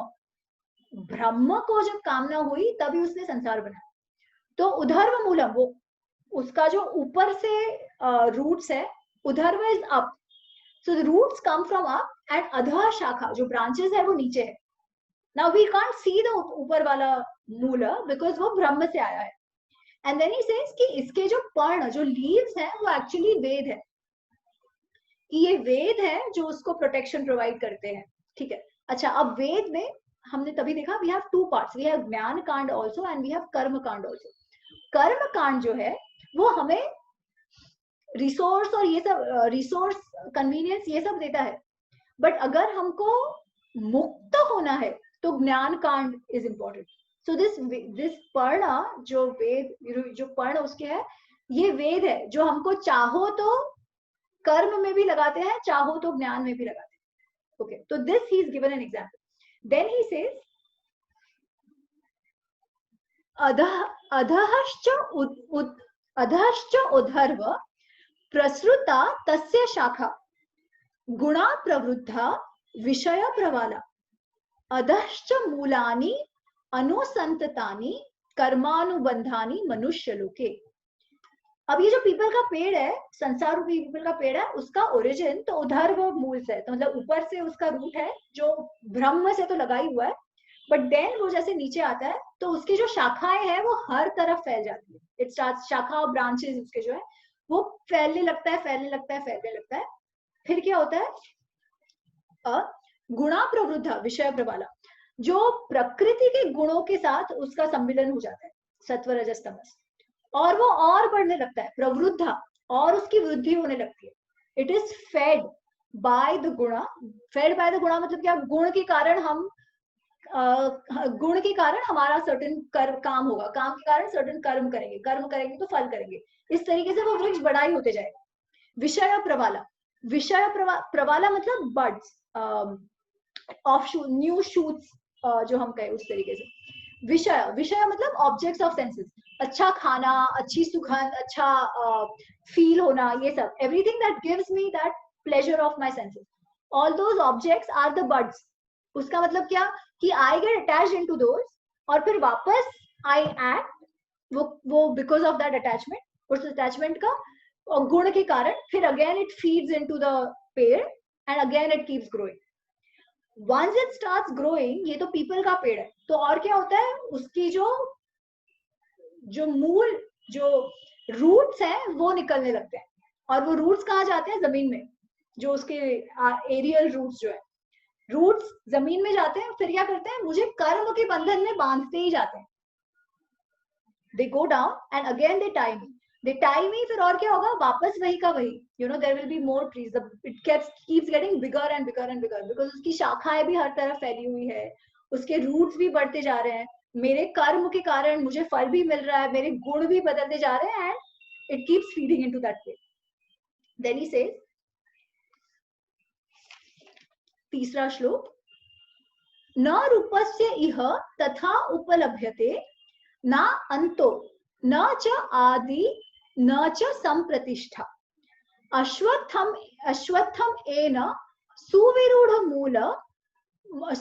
मूलम असंग छत्रेण दृढ़ेन छित्वा.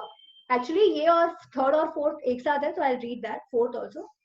ततः पदम तत् परिमार्तिगव्यम यस्मिन् गता न निवर्तन्ति भूयः तमेव च अद्यं पुरुषं प्रपद्ये यतः प्रवृत्ति प्रसुता पुराणी.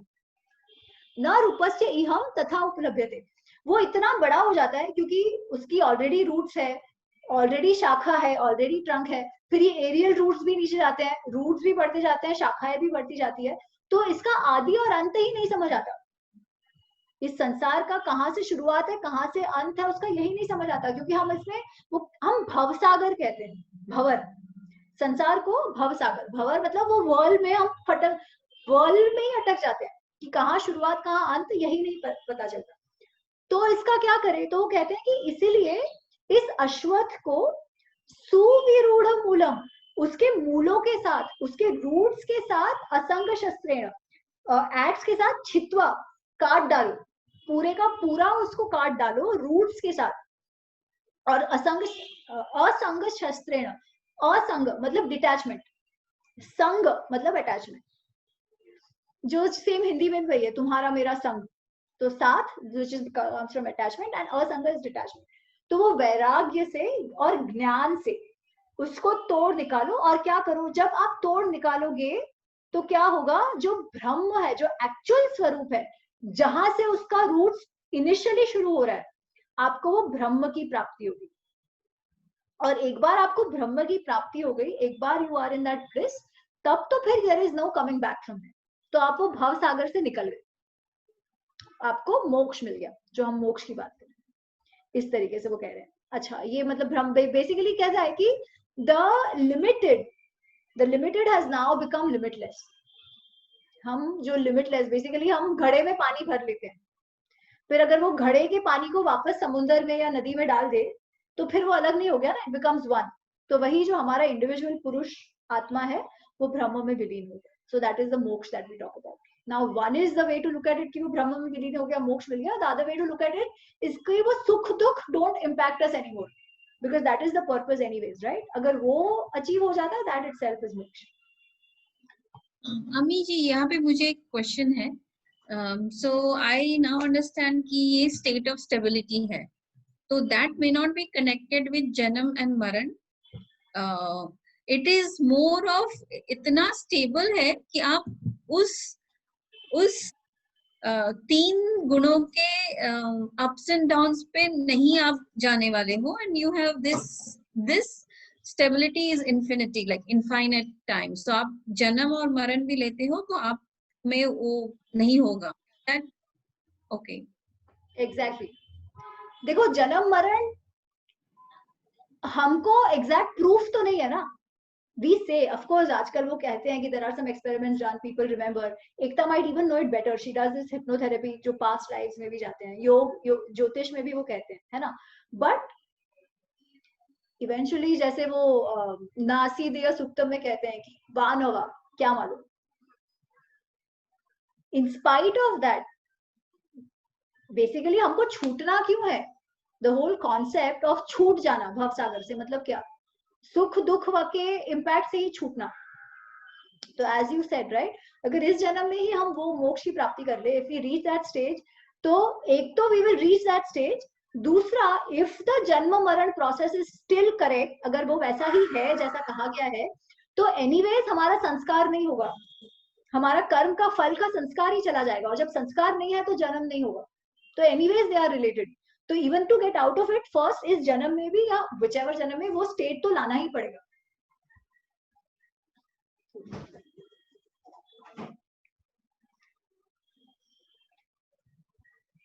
ऋचा जी आप कुछ कहना चाह रहे हैं? ये एक्चुअली बड़ा इंटरेस्टिंग टॉपिक है। लोग जब मुझसे पूर्व जन्म वगैरह के बारे में बात करते हैं ना, मैं उनको वहीं पे रोक देती हूँ। ऐसे तुम्हें कैसे पता, मुझे ये बताओ। और तुम्हें ये कैसे पता कि ये जो, क्योंकि मैंने भी किया है पास्ट लाइफ रिग्रेशन, ऐसा नहीं that I have not been through this process, I have done it with my reiki master, and I still say you have no idea of how capable your mind is, क्या क्या ये कर सकता है। तुम्हें कैसे पता है कि तुम्हारा मन वो सब कहानी नहीं गढ़ रहा था? How do you really know? तो I do not discuss with this because ये जो सोल वॉल की कहानियां है ना, ये बड़ी रुचिकर लगती हैं and they are very pacifying. A lot of time escape के लिए बड़ा अच्छे से इस्तेमाल किया जाता है इसको, but until you have that awareness and you do not it is like, जैसे कि अभी वो वृक्ष वाला बड़ा अच्छा एग्जाम्पल आया, मैंने कभी इस चैप्टर को पढ़ा नहीं था। ये तो कर्म तो चलता ही रहेगा, so even the thought is giving rise to some karma. अच्छे थॉट भी अच्छे कर्म तो पैदा कर ही रहे हैं, तो इससे कैसे निकलोगे? So then one has to jump out of this, there is no other way, and that happens when ज्ञान हैपेंस। अदरवाइज वो नहीं हो सकता, और उसके लिए किसी जन्म की आवश्यकता नहीं होती है। No I fully agree. इसलिए ना, जो मुझे मालूम ही नहीं है तो what do I even say about it? Technically they say this. Now अगर हम साइकोलॉजिकली और लॉजिक से सोचे ना, तो हमको लगता है कि यार होगा ही, because lot of times what we go through now, उसका हमको इस जन्म में उत्तर ही नहीं मिलता कि ऐसा क्या था, अगर मेरा जन्म आज इस फैमिली में क्यों हुआ और कहीं क्यों नहीं हुआ, you know the way the mind thinks. तो आई हैव रियलाइज्ड कि the best explanation is what the karma theory can give. Plus, it also helps the society to maintain a certain level of moral ethical standards. Correct. So that I understand intellectually, but I don't know whether it's happening or not happening. इसलिए I always resort to नासीदेव सूत्र, कि वो कह रहा है ऐसे था वैसे था वैसे था सब कुछ था, but eventually he says who knows, हो भी सकता है नहीं भी हो सकता है, but इस जन्म में फिर भी उपयोगी है, तो गुड इनफ। इससे बहुत बड़ी सारे काम आ जाते हैं। एक तो फिर इंडिविजुअल कर्मा की थ्योरी चलती है, जो इंडिविजुअल कर्मा जैसे होता नहीं है कुछ, there is a collective karma. अब ये इतना कॉम्प्लेक्स है ना, ये इतना complex, even I haven't yet understood it fully. मैं बस इसको इतना ही समझती हूँ कि जैसे कि ओशन है, तो सागर इज लाइक दैट इनफाइनाइट, लहरें उठ रही हैं गिर रही हैं, तो वो हर एक जीव है, जब उठती है तो वो एक फोर्स से उठती है एक फोर्स से गिरती है, वो उनके संस्कार हैं। अब लहर जब उठ करके गिर गई तो एक ने जन्म लिया और मृत्यु को गया, जब दूसरी लहर उठती है तो हम ये कैसे कह सकते हैं कि ये पुरानी वाली ही लहर का अगला जन्म है? उसमें तो बाकी लहरों के भी अंश आएंगे ना। हाउ डू वी से दिस? सो मैं वहां पे जाके रुक जाती हूँ कि okay, I do not know anything beyond this right now at least. So the explanation given, again, I have not reached that stage of realization, so I only know it intellectually. So the explanation that they give is that वैसे देखा जाए तो let's take an example, ठीक है, एक balloon है, एक फुगा है, फुगे में मैंने ऑलरेडी कुछ तो कलर डाल के रखा है, ठीक है, और फिर मैं वो फुगा को फुलाती हूँ, और एक दूसरा फुगा है जिसमें कोई भी कलर नहीं है और मैं उन दोनों फुगे को फुलाती हूँ। अब जब मैं दोनों फुगों को बर्स्ट करती हूँ, सपोज एक में वो पिंक या रेड कलर जो भी है, तो जिसमें कलर नहीं है वो जब बर्स्ट हो गया तब तो वो एक हो गया हवा के साथ, मैं पता भी नहीं कर पाऊंगी। पर जो दूसरा फुगा है उसमें जिसमें रंग था, वो जब मैं बर्स्ट करती हूँ तो आई कैन स्टिल सी सम हवा में कि अच्छा हाँ ये इस फुगे से निकली हुई हवा है, बिकॉज वो कलर को साथ लेके आएगी, राइट। तो what is said is कि हमारा एक्चुअली ये आगे इसी चैप्टर में भी आता है कि हमारी जो इंडिविजुअल आत्मा है वो जब गुण कर्म में लिप्त होती है, जब तक संस्कार कंप्लीटली जा नहीं चुके हैं। संस्कार कब कंप्लीटली जाते हैं? जब उसका हम गुणातीत हो जाते हैं कि हम कर्म करने के लिए करते हैं विदाउट एनी एक्सपेक्टेशन ऑफ फल, तो उसका कोई कलर नहीं रहता है। It is like that balloon जिसमें कोई कलर कुछ भी नहीं था, वो सिर्फ लिमिटेड था और वो अनलिमिटेड हो गया, एक बार निकल गया। पर बाकी हमारा जो शरीर है या बाकी जो आत्माएं हैं, वो लोग जब जीव छोड़ते भी हैं तभी भी वो कलर साथ लेके जाते हैं जो उसमें है, और इसीलिए उसमें वो संस्कार रह जाते हैं and they can differentiate it and get into a body. They have not become limitless. As I said, this is the concept, how it is explained. Exactly relating to this, that ऐसे मान लीजिए 10 फुग्गे हैं जो कि burst करते हैं और उन सबका कलर है, लेकिन हवा में जाके वो कलर एक दूसरे के साथ मिक्स भी करते हैं. So to say that यही फुग्गा फिर से जन्म लेता है, that would possibly, अभी intellectually तो ये मुझे incorrect ही लगता है. I do not know about it. So that's where when people say that there is also a collective karma, तो वो मुझे समझ में आती है बात. क्योंकि भाई अमेरिका में बैठा हुआ एक आदमी जो है वो ये ग्रीन हाउस इफेक्ट कर रहा है एंड ग्लोबल वार्मिंग कर रहा है, लेकिन सबसे पहले मरेगा कौन? समुद्र के पास का मछुआरा जिसने शायद अपने घर में कभी एसी भी नहीं लगाया होगा. इसीलिए तो कर्म का ही आता है ना, पिछले जन्म में शायद किया होगा उसने, इसलिए इस बार वो समुद्र के पास आया. वो क्यों समुद्र के पास रह रहा था? So that's the thing. So वही कह रही हूँ ना, intellectually we may or may not understand. Yeah, what I find very fascinating is that ऋषियों ने फिर भी सोच रखा है ये सब, कि हम अभी जो क्वेश्चंस पूछ रहे हैं उस सबके आंसर्स हैं तो सही उनके पास. We may agree or we may not agree. जैसे ये कि अच्छा वो मिक्स हो जाते हैं तो फिर क्या, है ना? So they say नहीं, वो जो इम्पैक्ट जो है, जो पार्टिकल है, वो वैसे का वैसा रहता है विद दो संस्कार.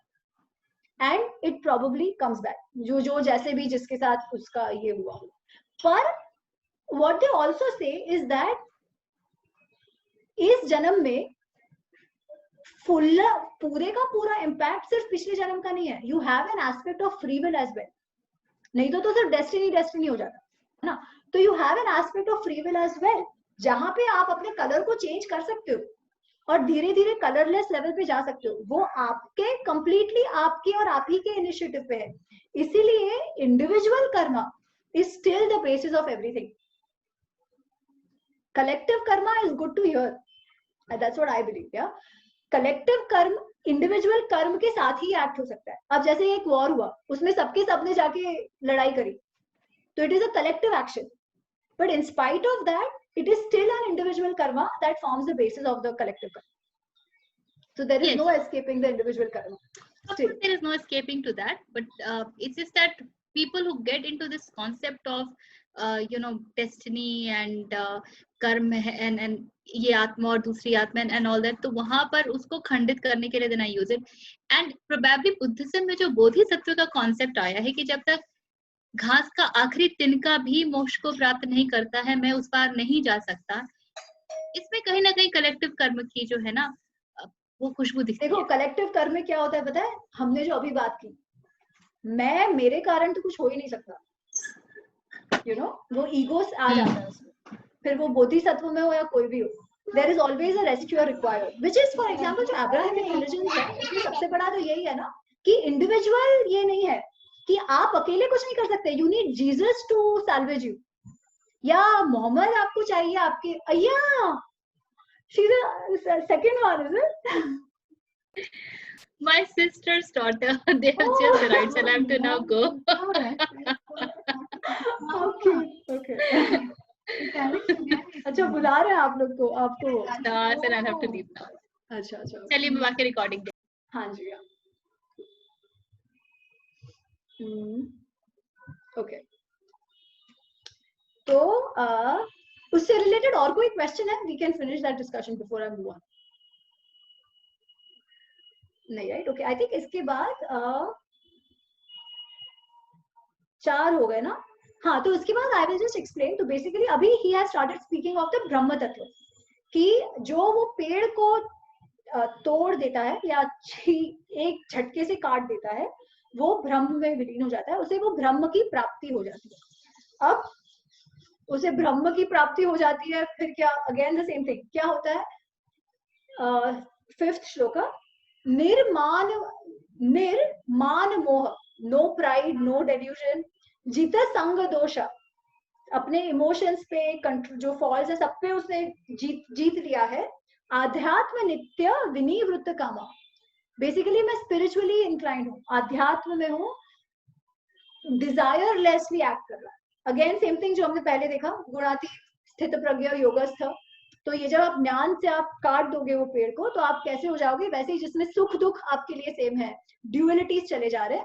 You reach that stage and you reach that stage and you attain the Brahma Tattva. Now what is that Brahma Tattva? That he explains again in 6-7, which we have seen in 10th as well. ठीक है. 10th 11 chapters में भी he has spoken about it. So I will take 6 7 हाँ, maybe I complete till 10 क्योंकि वो एक ही theme है and then next we can take next time. तो basically it says कि वो जो ब्रह्म तत्व है उससे कोई उद्भासित नहीं करता है, वो खुद से ही उद्भासित है. So for example 6th one, न तत् भास्यते सूर्यो न शशांको न पावकः यद् गत्वा न निवर्तन्ते तद् धाम परम मम. तो मेरा ये परम धाम जो है एक बार जो यहाँ आ जाता है वहां से फिर वापस नहीं जाता. एक बार जो मुझ में विलीन हो जाता है वो इस संसार चक्र से टूट जाता है. और मैं कौन हूं? तो उस परम धाम को सूर्य चंद्र अग्नि यहाँ से लाइट नहीं मिलती है. इट इज सेल्फ इल्यूमिनेट, उसकी खुद की ही लाइट है जिसके कारण इन सबको लाइट मिलती है, जो ब्रह्म तत्व. So that is what he is basically now talking about, that Brahma. What is that? कि ultimate illumination, ultimate source of illumination of everything. और उसके बाद का श्लोक भी यही है कि सारे जीवों का जो बीज है, सारे जीव जो है वो भी मुझी में प्रतिष्ठित है. ये जो मन, जो हमारी मन है और ये सारी जो कर्मेंद्रियां है, जो सूंघना देखना ये सब बोलना, ये सारी जो कर्मेंद्रियां, स्पर्श टेस्ट करना, ये सारी जो प्रकृति के गुण है. पर इन सब में भी जो जान है, to be able to do that comes from मी.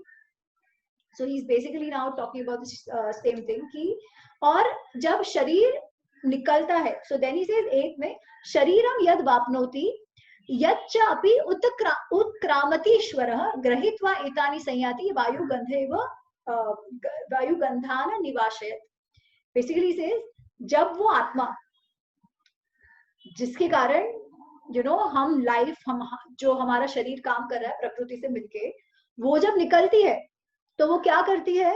मन और इंद्रियों को जो संस्कार रह गए हैं, जो जेनेटिक कोडिंग है, वो लेके निकलती है. और अगली बार जब वो नया शरीर लेती है तब उसमें वो इंस्टिल कर देती है. क्योंकि we are not yet reach that balloon जिसमें कलर नहीं है. अभी हम सब में कलर है. तो वो कलर्स जो है वो इसी शरीर से लेके दूसरे शरीर में जब जाती है तब उसमें संस्थापित कर देती है और दूसरा जन्म हो जाता है. तो बेसिकली हमने अभी जो डिस्कस किया ना, this is just an extension of that, और other that this is what this also says. And then he talks a little bit about कि ये जो आत्मा है जो शरीर से निकला है उसमें 2 प्रकार है. एक तो जो शरीर है वो डिस्ट्रक्टिबल है, इट गेट्स डीकेड.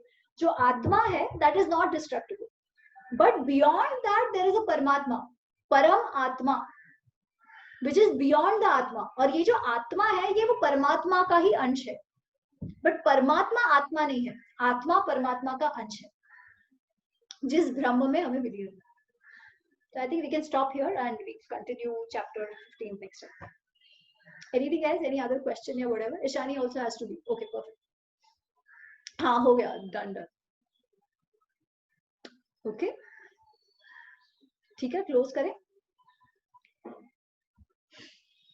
कौन बोल रहा है आज प्रार्थना? Anybody wants to take the lead?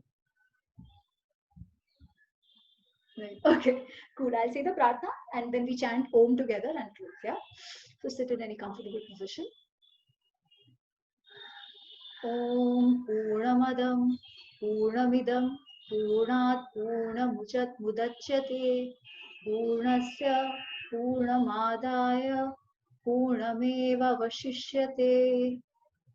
Om Shanti Shanti Shanti. Hari Om. Let's chant one Om together. Deep inhale and as you exhale, Om.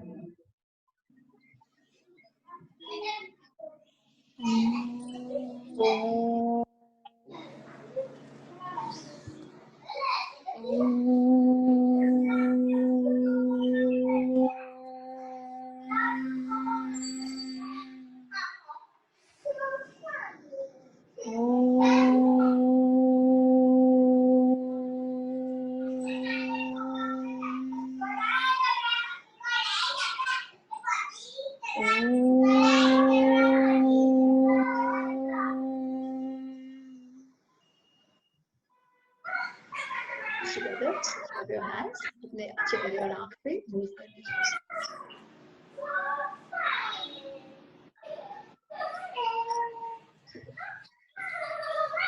Thank you. Namaste. Thank you you, very much. Thank you. Next. So next Saturday we'll have a session. फिर उसके बाद का Saturday नहीं होगा. And then we'll see वहाँ जाके फिर और मैं नवरात्रि का भी confirm करती हूँ. So we can do that. Yeah. Where in New Jersey are you going, Ami? Where in New Jersey? It's close to New York. मुझे exactly area नहीं मालूम. Okay. No worries. So. All right. Because my brother is also there. That's why I was asking. Yeah. अच्छा, New Jersey में ही. He lives in Jersey City. अच्छा, okay. हाँ, so this is not Jersey City. This is still little bit under from Jersey City, but not very far also. So it's still closer to Jersey City. Okay. What I know of what my brother has told me. Good. Have fun. Actually, my bhabhi is expecting second वाला बच्चा. Okay. हाँ, तो इसलिए मम्मा जा रहे थे तो मैं भी जा रही थी. Cool. चलो. See ya. Bye. Bye.